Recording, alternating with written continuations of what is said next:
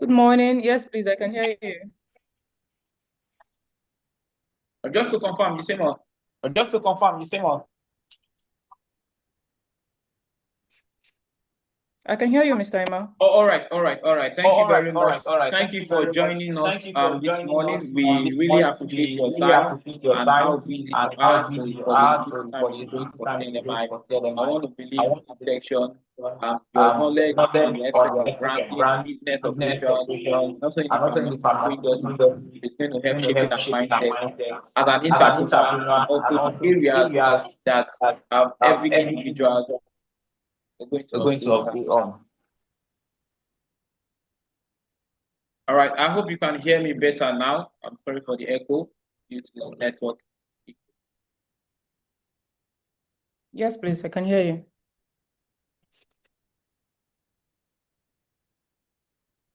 All right, so usually this session is actually an interactive session where we discuss and we just run mind in certain areas. So we this month is actually International Women's Month, and women has been celebrating, men has been celebrating women, and women has been celebrating themselves.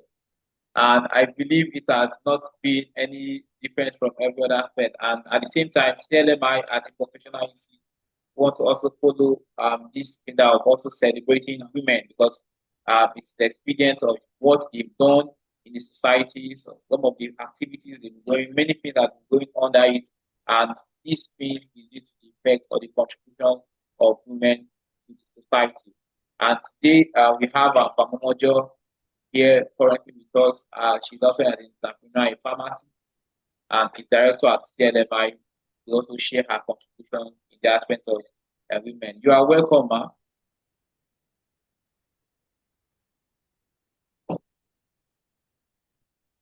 Thank you. All right. So usually success is beautiful, but what if I told you behind every polished story, there is a version that almost didn't get out? I'm sure you might not know the backstory of everybody's journey to entrepreneurship. And programs like this is what makes us or what help us hear the backstory of certain entrepreneurial journey. And today we are looking at certain areas. So Famujo, we're going to talk about your entrepreneurship journey and how you started because when people see you, the word farm come first, farm Omojo. But when they look at your input in certain industry, the word digitalization, entrepreneurship comes.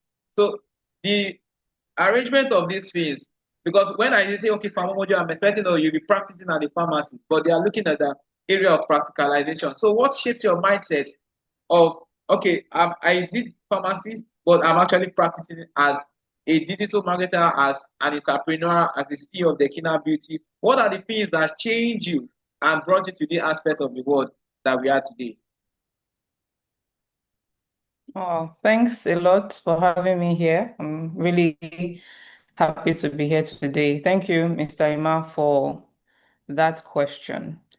So, I think my journey, my background has a lot to do with how I started. Okay. There's a saying that someone I know mentions, my husband, that we see better because we stand on the shoulder of giants. And I cannot actually talk about my journey without mentioning my background. My parents, my mom especially, has always been a businesswoman. She's a pharmacist to the core, but she's a businesswoman. And growing up from secondary school, we always had vacation jobs. We always did vacation jobs. So instead of just being idle during your long break or your midterm break, we always worked in the pharmacy. Okay. And I believe that that was actually the beginning of my journey in business. Pharmacy actually is not just about walking into a community pharmacy and selling medications or consulting. It's beyond, it's way bigger than that. Pharmacy is about business too, because you cannot run a successful pharmacy operation, whether it's manufacturing, retail, or what have you, without understanding the business aspects. And that's something that educationally, from education background, we were trained in the business aspect of the pharmacy. As you read in my citation, I schooled in Ukraine, one of the interesting things for me was learning about management, organization, and economics of pharmacy. In fact, that's actually why I did my master's project in. So my background shaped that. Every month or every break, like I said, we go um, for vacation jobs. At a point, why when I was in school, I started saying, okay, like my mom advised, go to other companies, work in other companies, see how things are done, and you know, get more experience. I worked in Alpha Pharmacy and a number of other pharmaceutical companies. And as I kept growing, I began to have more interest in the business aspect of operations, not necessarily in the consulting day-to-day parts with patients, but in the business aspect of operations. And I have always been someone that's liked how things appeared. I've always been one that's been particular about the appearance of things, the appearance of businesses, Okay. how businesses are can be properly packaged to attract customers. And that's where the branding aspect came in. So you can't talk about management of a business without talking about branding, without talking about how you position yourself to attract your customers. And as I kept growing in from pharmacy, I began to focus more on the aspect of brand management. And really, that is how today you talk about because branding, digital marketing,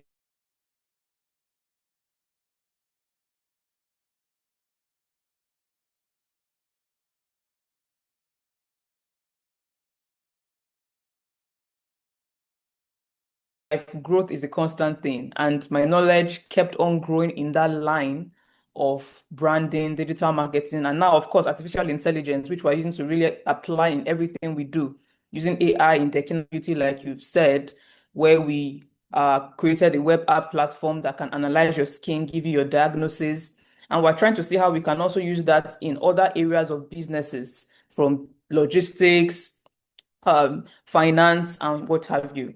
So that sums up my entrepreneurship journey. I hope that answers the question. Thank you. Okay. Okay. Now, thank you very much for that. So, talking about your internal journey, and you made mention about your school and certain things that actually sums up your own. So, was there any point where it didn't happen? You think that you are planning certain things. Let's say, for example, now was there a reason where your vision didn't match your reality during your journey to entrepreneurship? Like you have a vision, but currently it was not matching the reality of things. Were you at any point in time in that regard? Well, that's a good question. A lot of times in the pursuit of our dreams, you have to do certain things that you have to do what you have to do, right? Basically, Okay. to get to where you want to be. For me, I would say my role has taken different forms. Okay. I can't honestly say at any time I wasn't where I was supposed to be Hmm. because every every phase of my life has made me where I am today.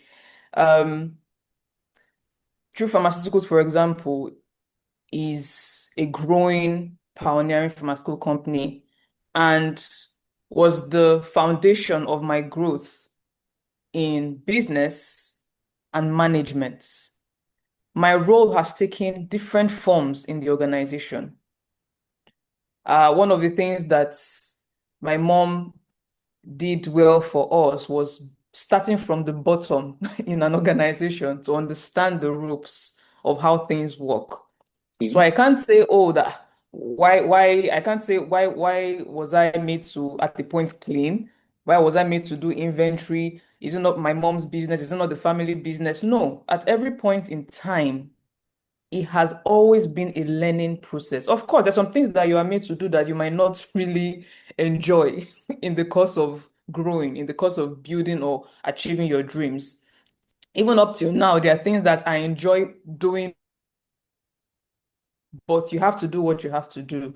So at every point in time, I believe that I was at the right place at the right time, doing what needed to be done to achieve my goal. So Okay. my vision matches my reality because I find in every circumstance or every phase of my life, I saw it that it was part of my growth to actually get me to where I needed to be. I hope that answers the question. Yeah, it transferred it, transferred it. And okay, now talking about parts of your growth, let's be honest, success demand price. And not everybody talk about what they had to give up to get to certain places. Everybody looks at this man is successful. We are not looking at what are the prices that he has paid. Now, Hmm. let's I'm going to put this question this way. Now, so what have you lost something that you have Yeah? to let something go? That I just want to let this thing go so that I can pursue this thing and achieve this I want to particular send thing. something. Hmm. Hello, Okay, I want Mr. to Are you send a there? message.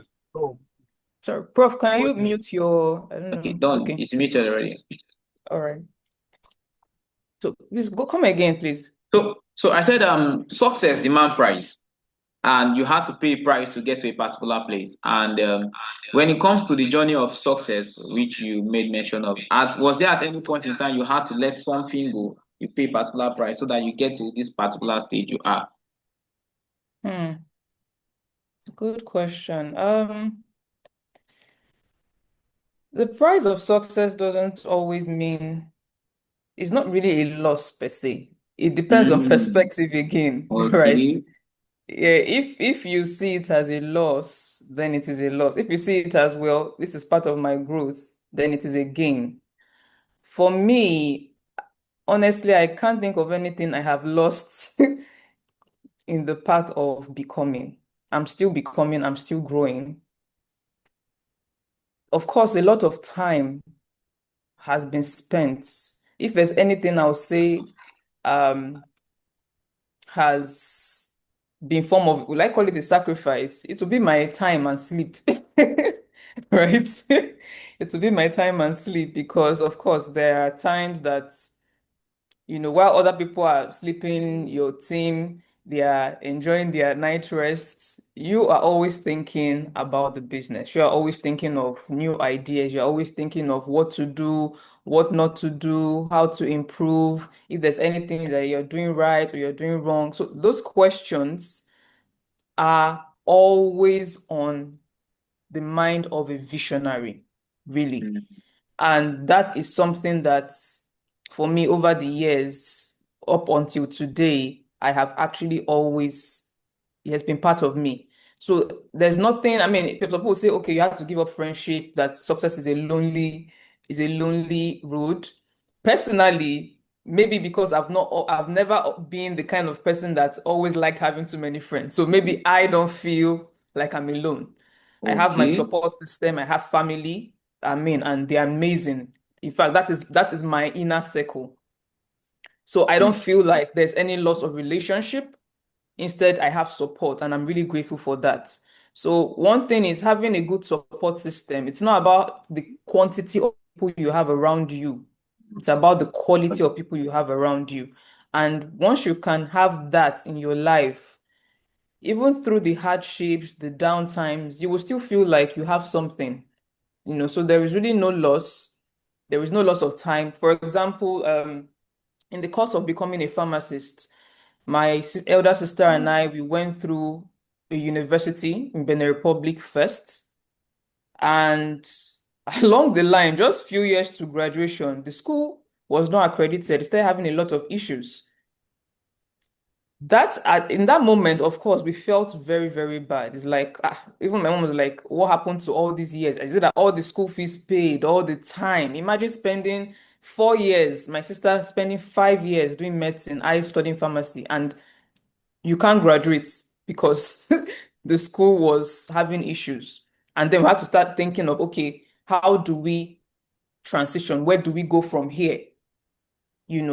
That became a stepping stone still to who I am today. Because honestly, moving to Ukraine exposed me to a whole lot. So someone else will see like, oh, I've lost 4 years, I've lost 5 years. What what do I have to gain? However, Okay. for me, it was a gain because the educational system of Ukraine exposed me to a lot. When I talked about organization and economics of pharmacy, that showed me that I don't know how a lot of people here in Nigeria understand the business aspect of pharmacy. So that really exposed me to a lot about business, management, marketing. We did courses like marketing, and that for me is a gain. So there's a saying I like that you can only connect the dots looking backward. Sometimes when you are going through things, it seems like you feel discouraged. I'm not saying that we're not discouraging times, that even up to now, the times that you're wondering, am I doing enough? What is going on? Maybe the things I'm doing, I'm not seeing the results I want yet. But then when you look back, you understand better why those things had to happen. And I will not trade going to Ukraine and spending those 4 years in Benin Republic for anything in the world. Mm. But thank you very much for that. Thank you. So talking about let's go straight into our main focus for this session, women in leadership. And it is in a place like Nigeria, for example, let's say the political setting, you hardly find women leading, and most times it's actually the men. Now let's talk about empowerment. Now, what does true empowerment look like beyond social media narrative? When you talk about empowering the women, what does it look like for you, or what should be the main focus, that if you're empowering women, this is what empowerment is? Hmm. Okay.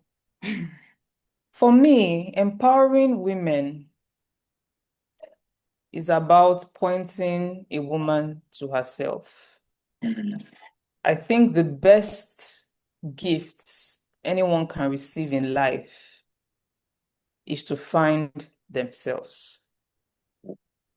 Because you cannot go through life without knowing who you are as a person. Going through life, there's a saying, if you do not decide for yourself your path, someone else will create your path for you. So, as a woman, the best thing you can do for yourself is to know yourself, to find what you have been created for, because that will really give you the strength to go through anything. And it cuts across, it's not just about business or career, even personally, even in relationships. How do you know the person that is right for you as a partner, as a husband, or as a spouse, if you haven't figured out your life yet? Because when Mm. you don't have your life figured out as a woman, you end up taking things that you do not deserve. You end up settling for less than what you deserve. You Mm. end up always trying to just please people, oh, let me just make this person happy at the detriment of your own purpose and path that God has given to you. So Mm. the duty of every individual, man or woman, is to have a real deep thought within to know, why was I created? At the point, I actually asked myself,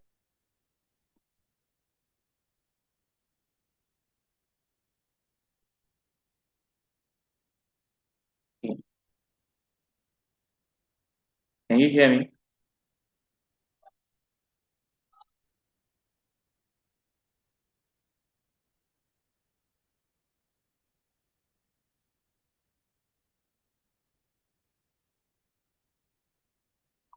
Please confirm if you can hear me. Okay. Yeah, I can hear you now. Yes. all right, great. So there's a reason I just want to ask myself that question. I'm sure there's a reason I was born a woman. There's a reason I have the certain characteristics I have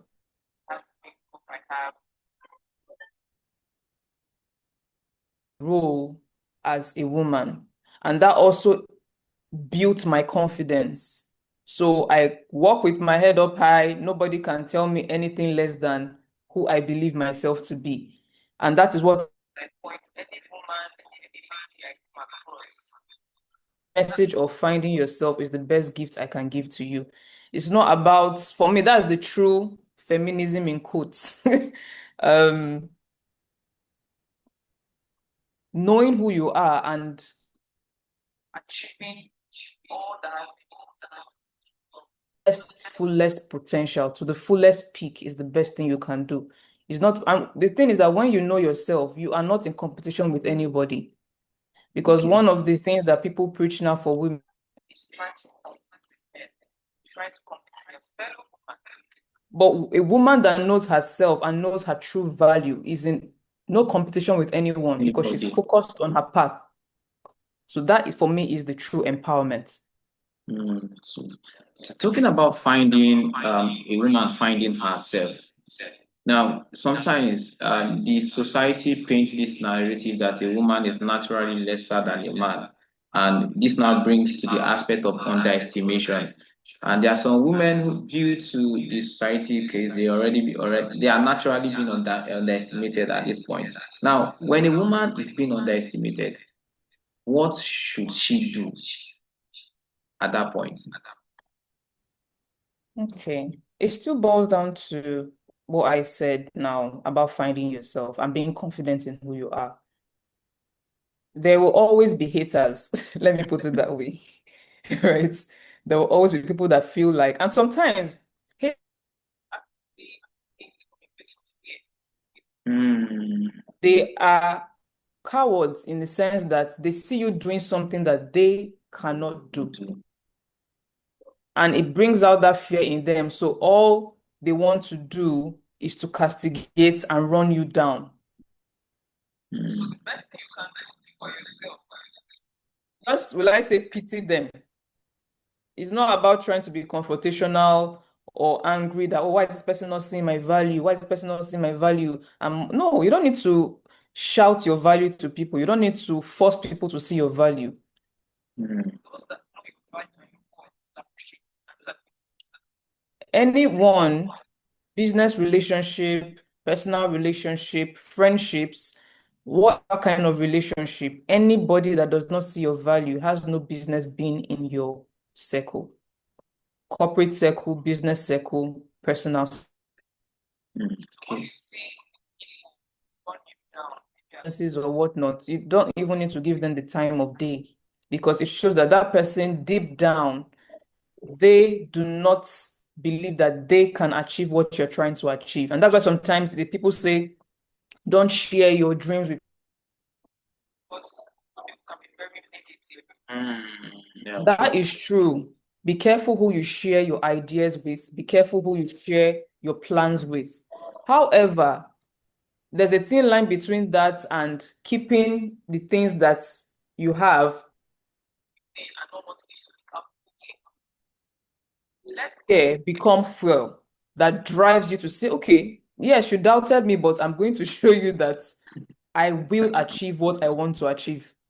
So the best thing you can do for yourself or anyone is to show them or is to prove them wrong Wrong, yeah. how to do. People will always talk. That is what you can't avoid that. People will always talk online, offline, behind your back, in your face. People will always talk. But focus on that when a woman finds I want to become. No matter what people say, trust me, you will not lose faith. You will not give up. Hmm. And eventually, those same people that spoke about you in the wrong way will be the ones to be like, oh, wow. To just be like, oh, wow, I now see what you are saying. So you don't live to please people, live to please God that has created you and has given you the vision. That is all. So when people see the vision, the haters become friends. Exactly. So now let's talk about systems. Now, what system like in the Nigerian settings? I'm sure you made mention of you will not trade your experience in Ukraine and Benin for anything. I'm sure we've had some international experiences. So what system, can you hear me? And please, can you hear me now?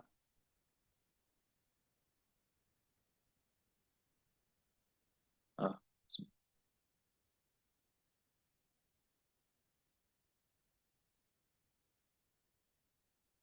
please not the follow.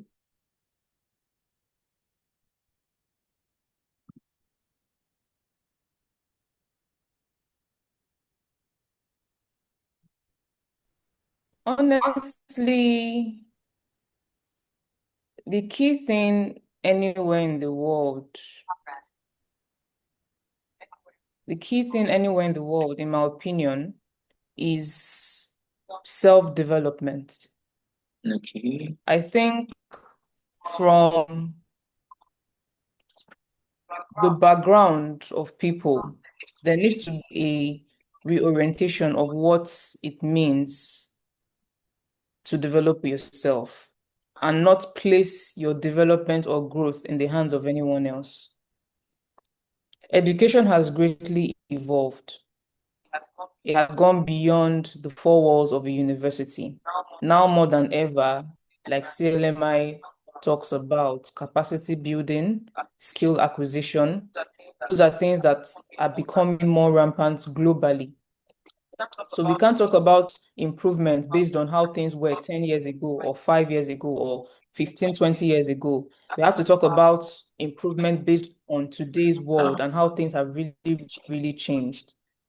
So for any woman, you don't need to wait for the government to do anything about your growth because the tools are readily available for anyone to access. Mm. Now more than ever, we have access to tools that we didn't have access to years back, which means that, in my opinion, no woman has any excuse not to be well informed. No woman has an excuse not to be knowledgeable about what she wants to do. No woman has an excuse to feign ignorance because your president will not feed you information. The information is Mm. out there if only you can search and seek for it. Good boy. So if women can begin to have that understanding of asking more questions, being more what's the word? Being more inquisitive, being more inquisitive, I think that would be the best thing anyone can do for herself and for society, because we keep talking about what needs to change, what the government needs to do, what the president is not doing right, what the governor is not doing right. But the truth is that the people are the government. We are the ones that make the place work. Mm. Just like in a company, without the personnel, you have no organization. Without the right team and structure, the company cannot grow.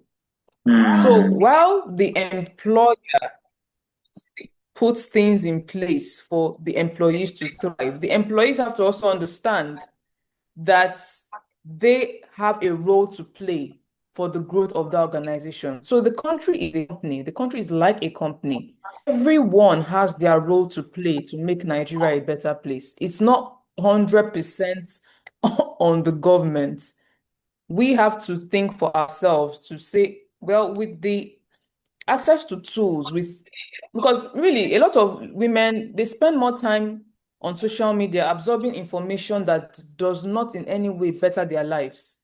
So you Mm. see a woman being employed in a piece of work, and during her spare time or even during the time she's supposed to work is on TikTok. Now, what are you watching on TikTok? You're watching people dancing.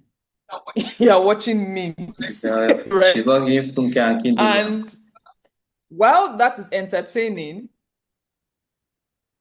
right? So while that is entertaining, how does that in any Mm. way make you a better person? I'm not saying that sometimes you don't want to laugh on social media, Yeah. but social media is a powerful weapon, a powerful tool that, if used right, you have access to a lot of information. You have access to finance, how to grow in finance, how to grow in logistics, how to grow in health, how to grow in beauty.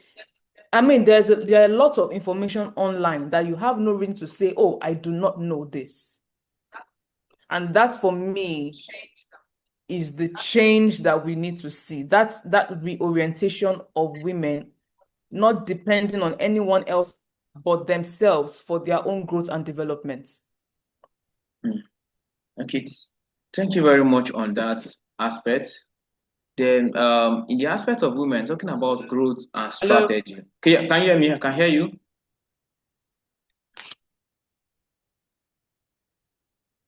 Yes, right. I'm hearing So you. let's talk about growth and strategy. Now, your journey as the CEO, Dekina Beauty, has been quite fascinating and interesting.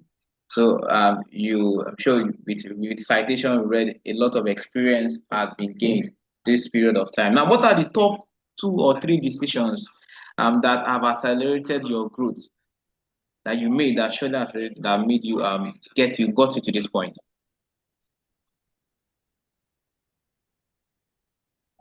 Okay. What accelerated my growth that has brought me to where I Those am, two right? decisions that you made.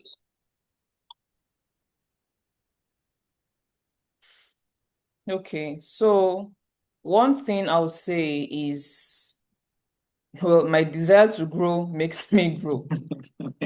I am the kind of person that I'm always thinking about ways to improve. For Dekina Beauty, when we started, I did not even look at what my competitors alone in Nigeria were doing. I actually looked at what the competitors outside the country globally were doing. Wow. And up till today, I always tell them that keeps us growing, keeps me growing to say, oh, we have done this. How can we improve? What can we do to make things better? What can we do to position our brand in the best lights for people to attract our targeted audience? So that desire to grow for me is the core thing that I have used to shape me to where I am today. And another thing is, of course, the right team. You cannot build anything alone. Anybody that thinks you are running or you want to run a one-man show, that business will always revolve around you and cannot scale, cannot grow. So one of the things that I have learned over the years is learning how to build a team, train them, and delegate tasks. Delegation of tasks is one thing that honestly will set you apart as an entrepreneur or as a founder, or as an MD, or anybody.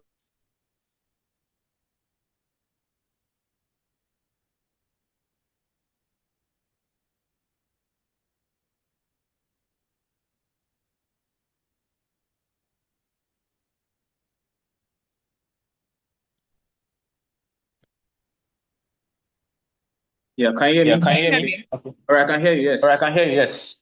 All right, great. Yeah. So,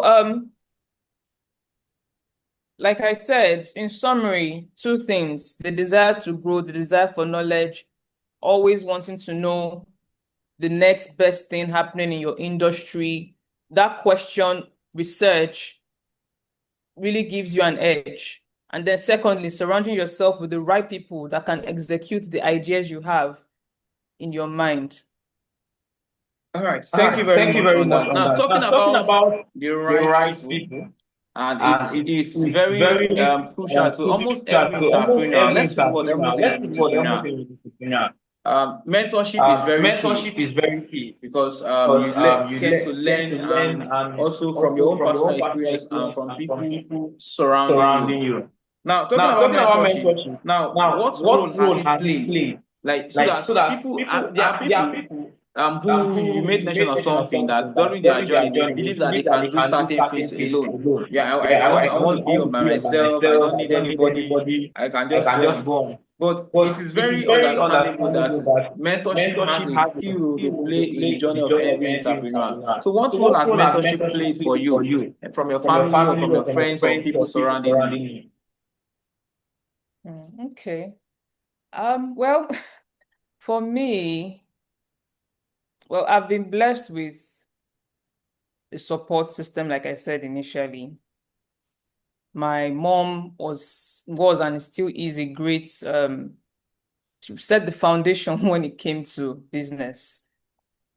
And I cannot say I'll be where I am without that guidance, that nurturing, even from a young age, from the time of doing vacation jobs to, I mean, when you work in the pharmacy, whether it's family business or not, if something breaks, you pay for it. And that accountability is what I pass to my team. You know, you have to be accountable, you have to be this. It's because I have understood that accountability is very key. So I would say my first mentor is my mom. Right. Actually, I mean, she's the first mentor. Of course, my dad too, a whole lot I have learned from him, a whole lot, because for me, they balance each other out. So when it comes to understanding human management, diplomacy, how to pass your message across to your team in a way that does not dampen their spirits, I learned that a lot, admin, from my dad. So, well, secondly, my dad, my parents basically are my first mentors. Now, moving past that, my husband is, of course, my main mentor because when it comes to finance, business, structure, management, and a whole lot of things, I am still a student. I would never call myself a master. And I think that is what makes me learn and know a lot because I am always learning. I'm like a sponge that keeps on soaking information. The moment you feel like you know everything, then you stop growing.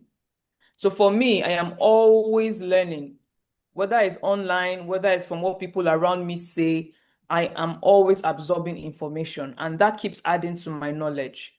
So that support system is not just having people that don't have anything to offer you.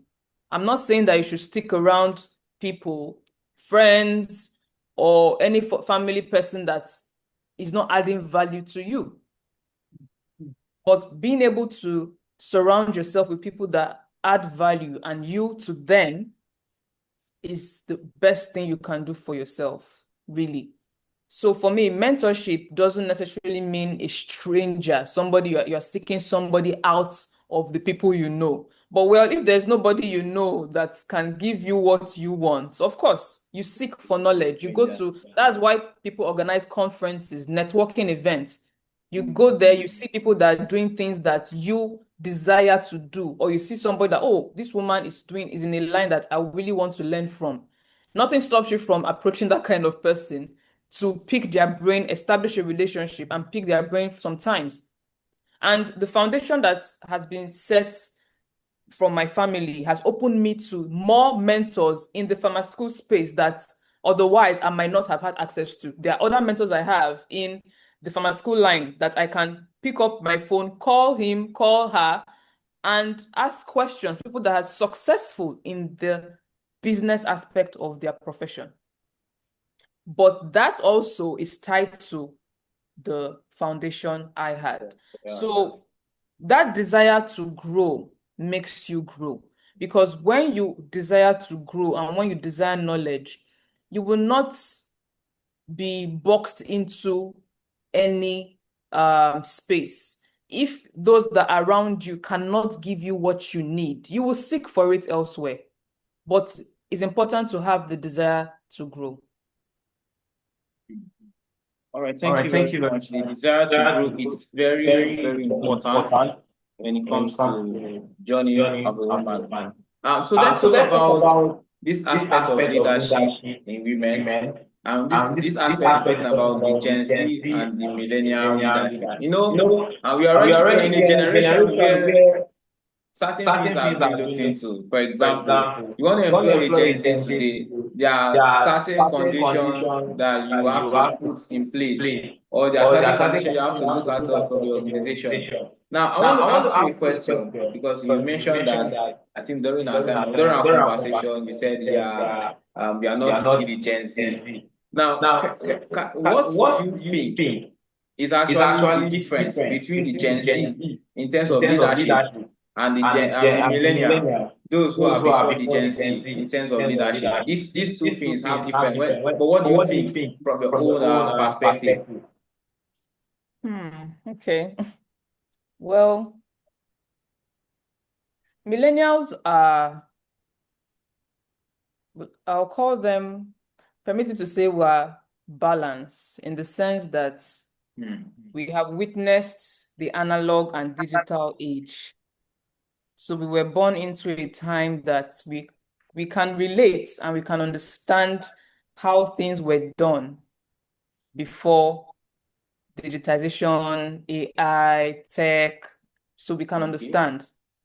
We can understand the structures of how businesses operated before technology became something that was or is relevant. The Gen Zs, on the other hand, and other generations coming up now, alpha, beta, or what have you, cannot really understand how things were years ago. Okay. It's like telling someone that was born today, explaining to them how Nokia 3310 was, right? Yeah. They'll find it very, in fact, if you give them the phone to hold, it will be like a toy. It's like, how were you guys using this kind of phone? Yeah. So it's very hard to understand. And that understanding sometimes can make the Gen Z seem rigid or set in their ways because they feel like, well, technology has made things easy. So life should be easy. You don't have to work hard, or no, not working hard. You don't have to break the bank to get things done. You can work smarter. So when it comes to leadership, you cannot just put aside the technology. You can't put aside the younger minds because you need them. Anybody now that feels like, oh, I can't employ Gen Z, they are too set in their ways and this and that, well, it means that your organization will remain ancient. It means that your organization will not understand the new times and new technologies and the new things that are happening, which means that you surround yourself with people that are thinking like how things were 20 years ago. And that is not the best thing for a company. So your company needs a mixture, a balance of those young minds that can bring ideas, that can say, oh, this is the way things are happening now. How can we apply this to what we do without, of course, going against what the company stands for?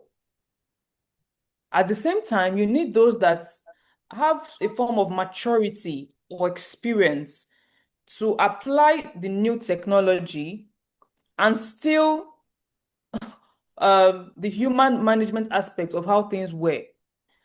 But I would say that any founder or CEO or manager of any business has to really, really be open-minded. Because in human resource, I mean, you're right. When you're employing or interviewing people, tell you, oh, that this is how want to work, working hours, and all that. So they don't understand that it's not really like that. And it's actually because of the whole Gen Z that we began to have things like not Gen Z per se, COVID. Yeah, COVID really opened up hybrid working system. You don't have to come to the office every single day to get things done. But at the same time, there are people that abuse that. So you say, okay, work remotely, but then they're working from home and they're not doing anything. So that balance is needed. That balance is needed. If the company gives you access to a hybrid structure and you abuse it, then you can't fault the company for saying we have to revert back to our analog way of doing things.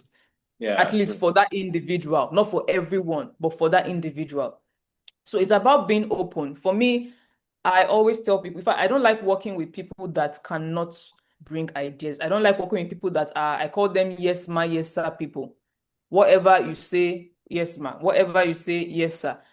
They do not have any form of opinion. They don't have any form of criticism. They just go with what you say.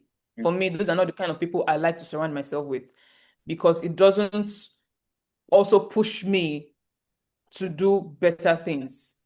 What makes a successful entrepreneur is when you have people that have a higher level of strength in certain areas that are your weaknesses. So, as a founder, you think that you want to be the one that knows it all. You want to be the one that always has the answer for everything.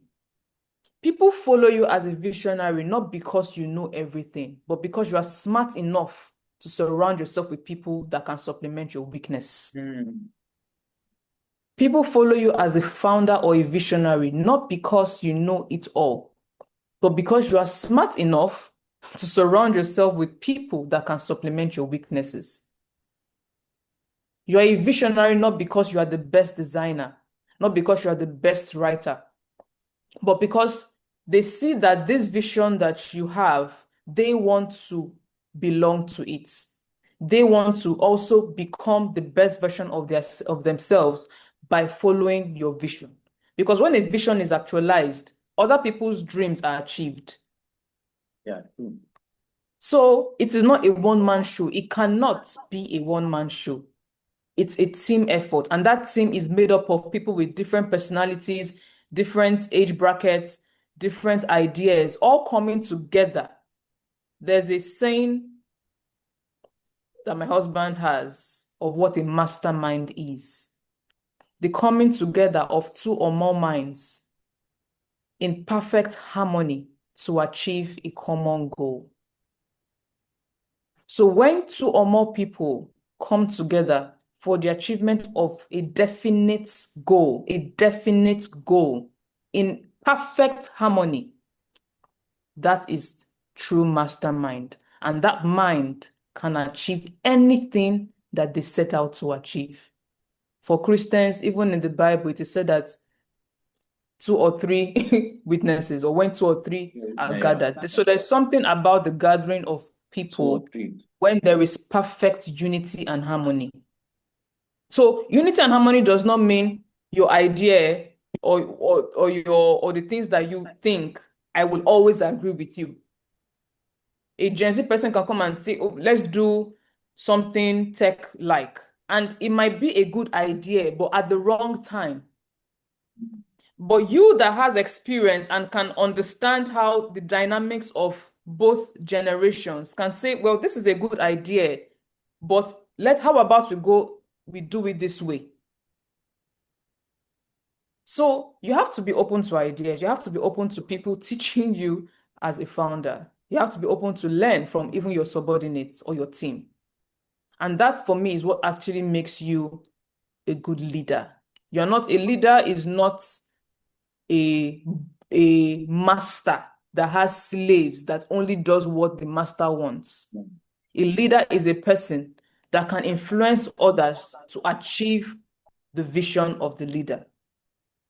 That every other person that is on your team will see that, well, I want to follow you because you are going somewhere that will make me a better person.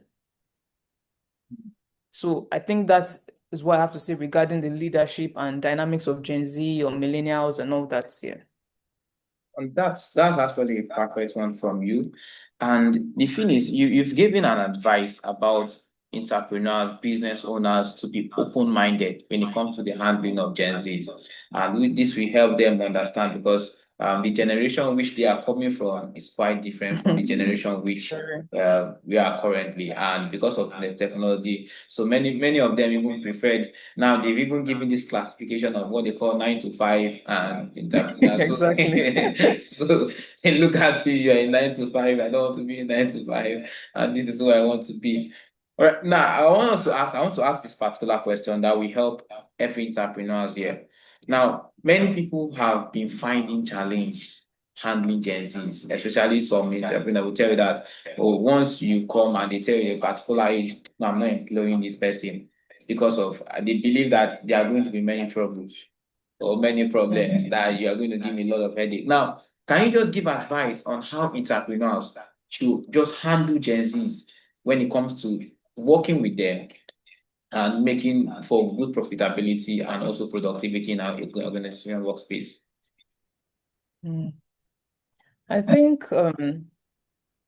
yes, handling human management is the most difficult part of running a business, honestly.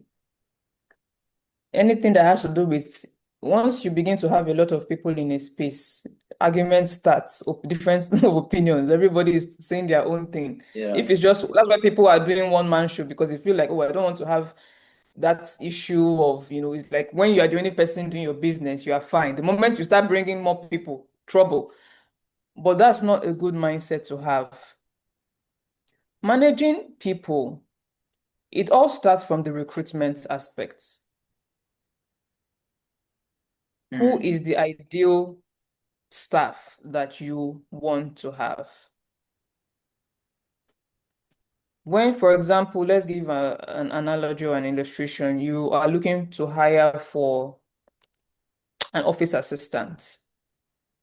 The vision of the company has to be clear. Yeah. This company has to have direction, because you cannot also expect to get people that are smart and put them in a place that has no structure, that has no system, that has no clear path of how they can grow in your organization. And then you expect them to be loyal because, well, I'm paying you salary. So it's a dual thing.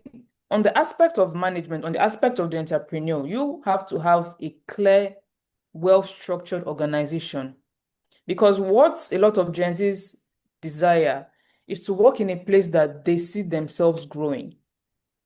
Is to work in a place that their ideas are not just put down.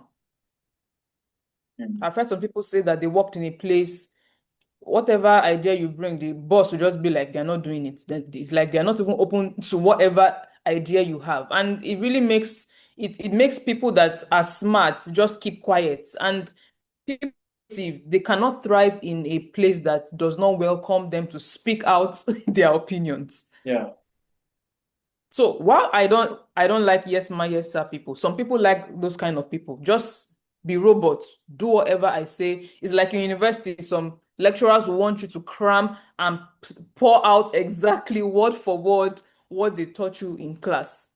Meanwhile, another lecturer will tell you, summarize in your own words what you understand by what you were taught. That is the real teaching. So for an entrepreneur, you need to be open-minded. You need to have a structure first of all. You need to till the ground, till the soil to make sure that it is habitable for growth. Otherwise, anything you plant will not thrive. So having done that, let's say you have your systems, you have your structure, your SOPs, your code of conduct, everything is set. The career path of your staff is also clear. How do you recruit? Who do you look for? And when you're recruiting and looking for people, you look out for certain characteristics in them. I mean, things, of course, your past working experience, how frequently does this person keep jumping from one job to the other? Says a lot about the person too. For me, apart from your credentials, your educational background and whatnot, loyalty is very key. If a person has a clear path to what they want to do, when you're employ people that can tell you, at least for the next 3 to 5 years, this is where I see myself. This is who I see myself becoming. Because when I can understand who you want to be, the company too can help you become that. Yeah, true. But if I have no idea of what you want to do, where you see yourself heading, then there might be clash, because you are going left, I am going right. So you have to understand the long-term plan to a great extent of your team, because we're all working together to grow. We're all working together to actualize our individual goals and ambition. Don't run away from people that are ambitious. In fact, ambitious people are the kind of people to even work with. Because when you have people on your team that know, that have direction, you can help them become who they want to be in your organization. So the recruitment part says a lot. And now recruitment doesn't stop at, oh, we've gotten somebody and you pay them salary.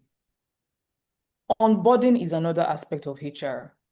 And that onboarding says a lot because during the period of onboarding or orientation, the way you teach them about the organization, the vision of the company, where the company is headed, what is expected of them, that probation period says a lot about the organization and says a lot about the person as well.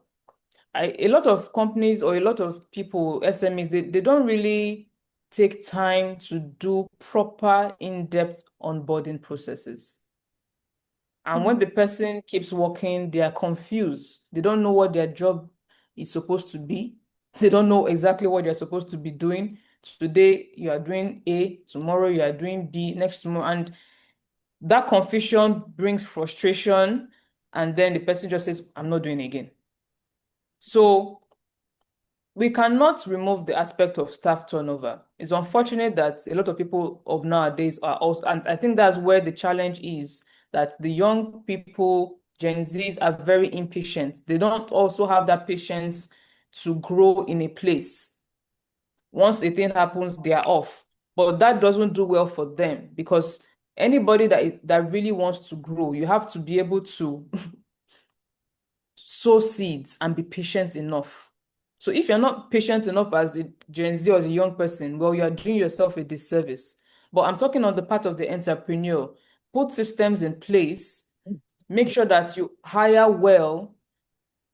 Hiring well sometimes might cost you money.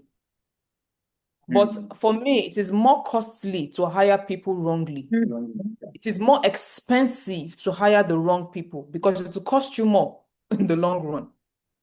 So hire people well, people that can fit into the vision of the organization. Not necessarily people that might know it all and might have 10 years experience. No, you don't necessarily need people that have ridiculous amount of experience, but those that are willing to grow and learn in your organization, that at least have the fundamental knowledge of what you need.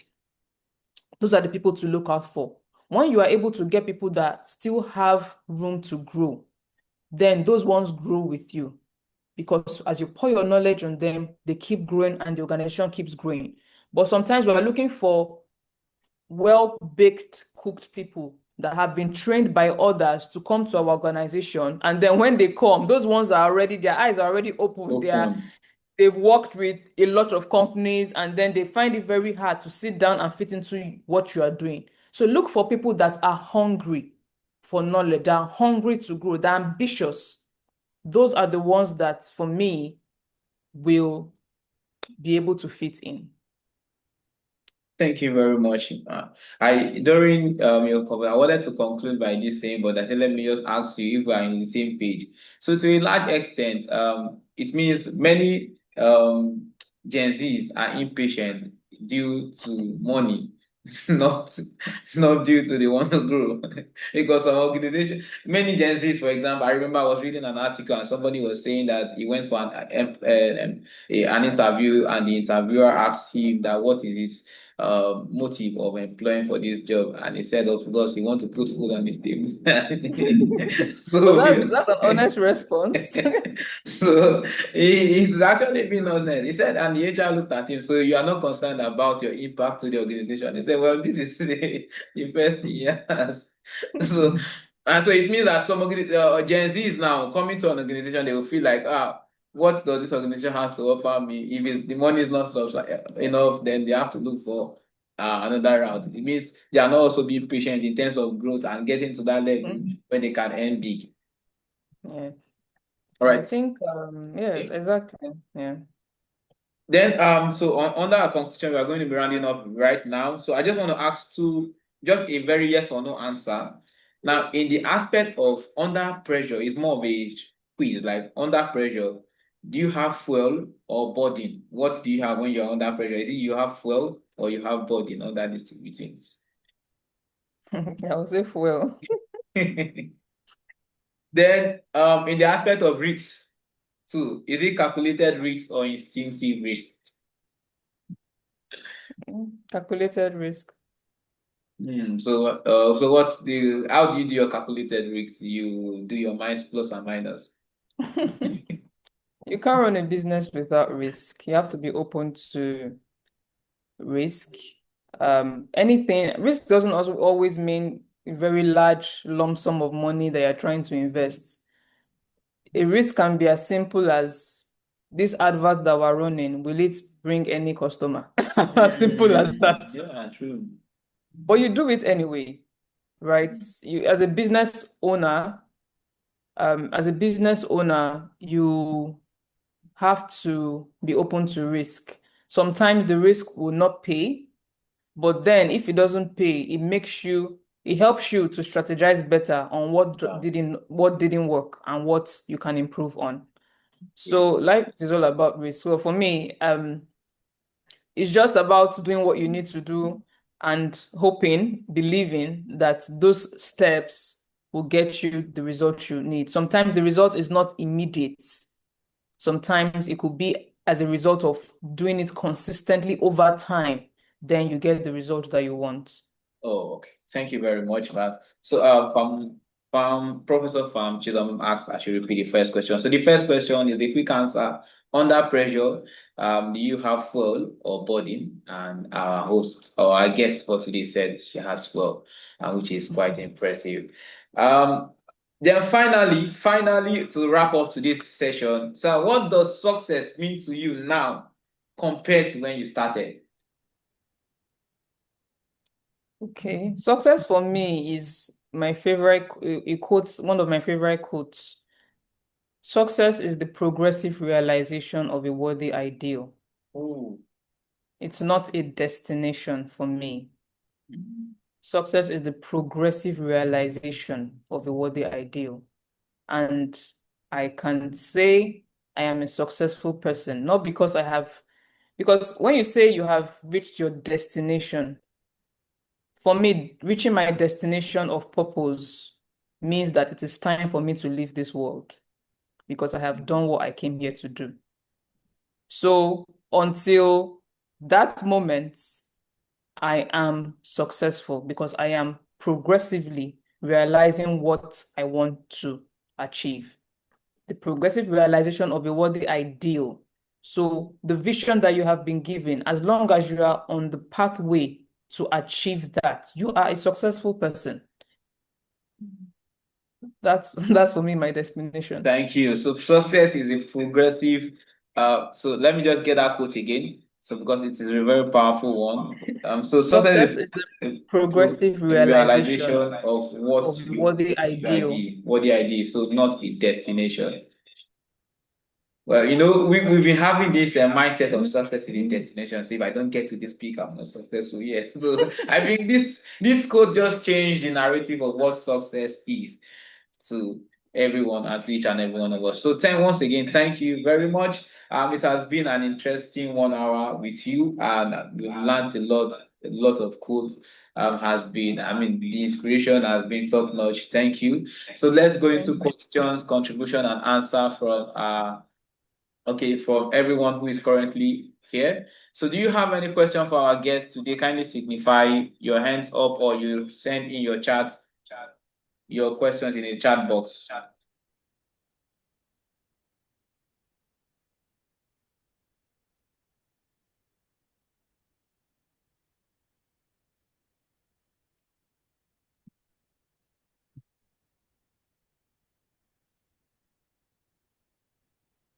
Okay, anybody with question?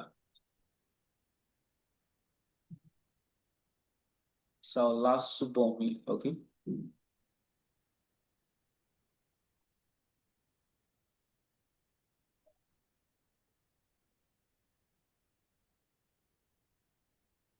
Hold on.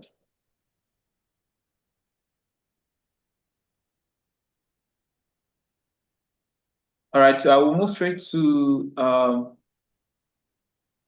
let's see someone typing here. Okay, Mr. Akinlabi, do you have? I saw you unmuting. Mr. Akinlabi, are you there?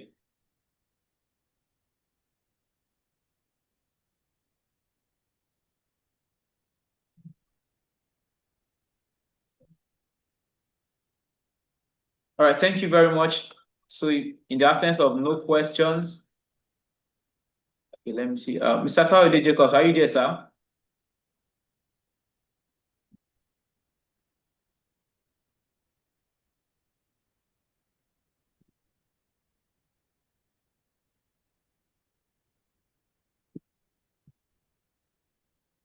Okay, Mr. Kawede Jacobs, are you there, sir? Can you hear me? Okay, I think you are muted if you are saying. I can hear you. Okay. Because I was trying to confirm. The... Yeah, we can hear you Hello? now, sir. You can hear you now, sir. Yeah, please come again, please. So we are calling on the final wrap of this in the absence of no question of this session, so that before we call Professor Pharm immediate to give us our closing contributions and remarks. Yes, thank you very much. We so much thank you for heeding our call to be our guest on today's program. It has been loaded. It has been loaded. It has really been loaded. We thank you so much for coming. We appreciate all that we have heard from you today. And we believe it will go a long way to help us in our journey in life. I believe that the clip will be made available to all others who are not able to make it here today. Yes, thank sir. you very much. Thank you so much. Yeah, thank you very much, sir. That was a short one from you, surprisingly. All right, thank you. We have Professor Pharm Imeje. You're welcome, ma. She has been from the start. You're welcome, ma. Whenever you are available to speak. So that's the Vice Chairman of the Korean Logistics Management Institute. You're welcome, ma. Good afternoon. Good afternoon, pharmacist Uhiah. Thank you very much for heeding to our call, and the moderator of this noble episode. Thank you, Mr. Emmanuel. That's questions you always ask are so much on point, and I personally was just looking and was amazed at how growth becomes. I don't know if our executive chairman is here. I think he's meant to be in another meeting with the business development partner, Mrs. Nduka. So I would want to speak on behalf of the whole team of CLMI to thank Mrs. Ebuja Uhiah. She happens to be my colleague also, a pharmacist. And we know that pharmacists, whatever we do very, very well. I think the pharmacy training is such that it keeps you on your toes. And we always say that a doctor can make a mistake that will kill one patient. But when a pharmacist makes a mistake, you cannot quantify the number of people you kill. It might be millions. So that makes our training to be very, very very strong and all of that, so that when we come out as pharmacists, you can fit into anything and you excel. We have the pharmacists who are in the banking industry. They are doing very, very great. In the communication industry, they are doing very great. And our pharmacist here is both in media consultants, brand strategists, and also is a beauty specialist, and she's doing so much. She is a seasoned entrepreneur, and she's spoken from her heart. It's I don't know if I'm allowed to say here, but because I don't want to mix up um, mix up things as those sentiments, but she mentioned her mother and all of that. I know that when she was very young, about 2 years old, she actually then the troop she spoke about was just opened. Um, I don't know, is it so? That's just quite young. It was quite young when it opened. I'm not no. So and so when they were, it was taking much of the time to lay the foundation of the company. So she said she was going to be a pharmacist. And it was like, oh, are you going to leave your children the way mommy leaves her children and goes to work? But that was the sacrifice. And because one was always going to work, coming back, they had slept, but that was just for the time. And but today I'm personally very, very happy, and I'm grateful to God. And Mrs. Egoja is honestly a very thorough person. When people say that Mrs. Emeje is very thorough, she is even maybe more thorough. She's and I thank God for the likes of her that God has brought to this generation, in this generation, and that means that there is hope for Nigeria. She believes so much in Africa. She believes so much in Nigeria. She believes that there's a lot. And I believe that God will help her and continue to help such minds as her in this generation to do that which should be for our country. Some of the quotes I have here: a woman that knows, sorry, a woman that knows, not know, a woman that knows has herself is in no competition with anyone. And another quote here is: sometimes haters come from the place of fear. Keep close to those that know your value. Yes. For any woman, do not wait for the government till you develop yourself. And this is what I always tell my staff, even in wherever. You don't wait for even the company to develop you. If you are hungry for water, you will look for water. If you are hungry for knowledge, you look for knowledge. You don't have to wait. If there is war now, you don't have to wait for your company to go and get you corn meal like in the days of Biafran war. You go all out to get the water. So you don't wait for your government, your company to send you on training, to coerce you. The problem I see in Nigeria is that many of us are not hungry for knowledge. When you travel in the train, you see people reading and reading. They read from their takeoff to their place of work. They are reading either papers or something else. But here, like she said, listening to me, listening to that, it's not as if we should not relax, but we should be more hungry, or we should be hungrier rather, for knowledge. And that's the problem I think we have in our generation. A lot of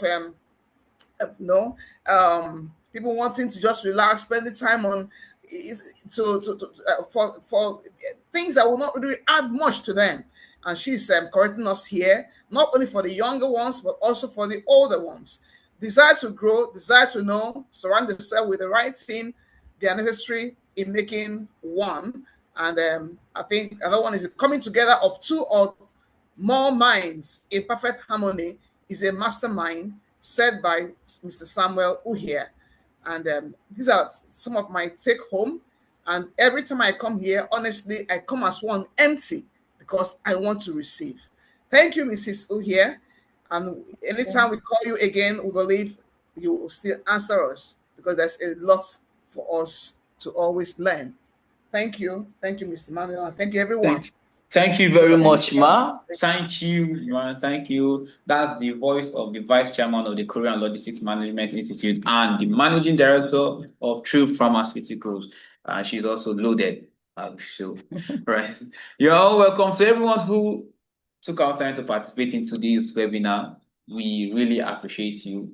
This is really, and to our guests, thank you very much, Ma. You are highly appreciated. And once again, so we'll call you soon, maybe sometimes, but we know that we have different. And thank you for also being part of CLMI for your contributions and everything you've done. We really appreciate it. And to everyone who has participated, and in India, we say namaste, And in other language, we say thank you to one. So we see you next month, and happy Easter in advance. So let me just quickly do this announcement before we go close or before we end this session. And I started by introducing that our international conference is already in process. Talking about mentioning the name of the chairman, His Excellency Chief Olusegun Obasanjo, who is the chairman of this year's 2026 conference. So I'm making this announcement for organizations who want to partner with CLMI. When I talk about partnership, I'm talking about advertisement, I'm talking about collaboration in various areas. So this is the right time to reach out to the institute now before they said before you come and they said the door is shut. So thank you. This is the right time for you to reach out and do the necessaries so that you can also, we have different areas of partnership. We have the aspect of sponsorship. We also have the aspect of business booths where you can showcase your brand. Also at the flyers conference, the program flyers, and also we have different aspects. So reach out to us or after this session to not miss out and also be part and parcel of CLMI. So once again, thank you. So on that notion, I would like to close by referencing God. So I would like to call on someone. Mr. Olasubomi, thank you for joining. Are you there, sir?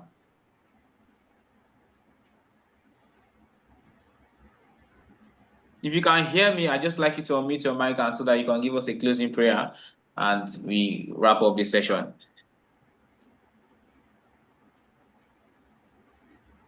Okay. So without wasting much of our time, let me just quickly do the closing session so that no one has to waste our time. So can we pray? Can we pray? Can we pray? Our Heavenly Father, we say thank you for today. Thank you for your blessings upon our life. Thank you for taking us through this wonderful session. Thank you for the guests. Thank you for CLMI. Thank you for every participant, members and non-members who have participated in today's webinar. And we say let only be highly exalted. Father, we commit CLMI into your hands for growth, for prosperity, and for productivity. And we know this can be done through your influence. And we commit next month into your hands too, for that we shall gather again next month, every one of us here wholeheartedly, and we shall also come to glorify your name. So we say glory be to your name. In the name of Jesus Christ, we pray. Amen. Amen. Thank you. Thank you. Have a wonderful Thank you very much. Thank you. You. Bye. Thank you. Thank you, Mrs. Funke Saraki.